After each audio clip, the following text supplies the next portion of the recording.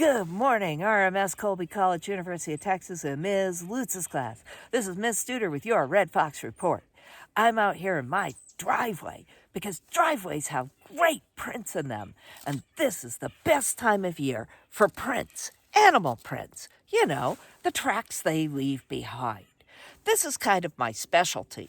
This is what I do in my free time in the winter. I go and look at tracks, and I follow them around. It's really a fun hobby. I want to show you this because right here in your own yard, look at this. I'm going to take you out of your holder today. Look at this.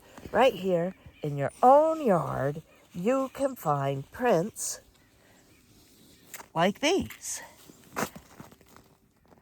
There you go. Now you can see them. There you go. Now you can see them.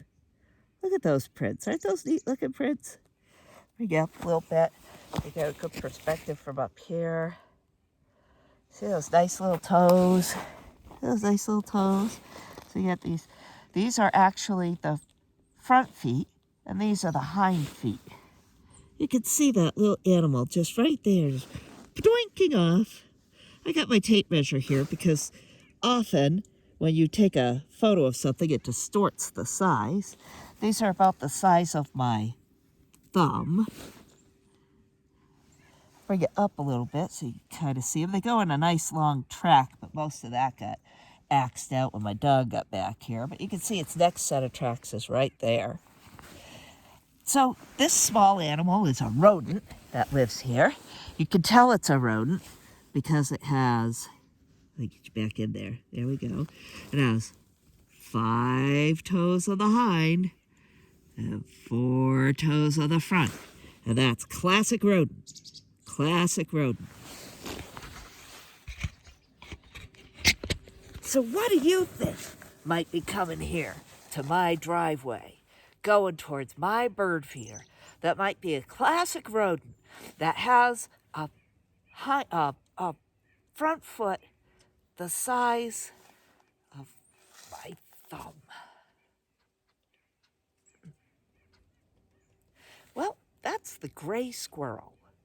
And the gray squirrel gets kind of a bad reputation here. Some people call them tree rats. I don't. They're really helpful out here, and we're going to learn a lot about them this winter because they're really active in the winter. They have to be, or they'll starve to death. So I've got another set of prints over here that I'm going to walk you over to that are another classic set of winter prints and a couple of classic set of winter prints right together here. Right together. Let's see. Can you see them? Oh, yeah, you can see them. So these here, those there, those are blue jay prints. Really tight, little tiny toes in there. There's one toe coming off, this long helix in the back. That's absolutely classic blue jay. And then come right next to it, and what do you see here? Look at that. And here.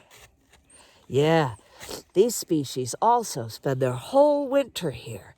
And I don't know if I got a good view of it, but if you take a look down, you can see right where it walked, right out the yard. Look at that, right out the yard. Boop, boop, boop, turkey tracks. So, tracking in your yard is a lot of fun. Tracking in your yard can be a total fun thing. And if you've got a dog, man, let the dog run and then go and look at its tracks and see that the way that the body moves and the way that the track pattern that's left on the ground will suggest that body movement. It's so much fun to do. I do it all the time. So look for tracks in your yard. You'll probably get lots of little bird tracks, but if you get those real tight ones, those are blue jays. Big wide ones, those are turkeys. And take a look for those squirrels.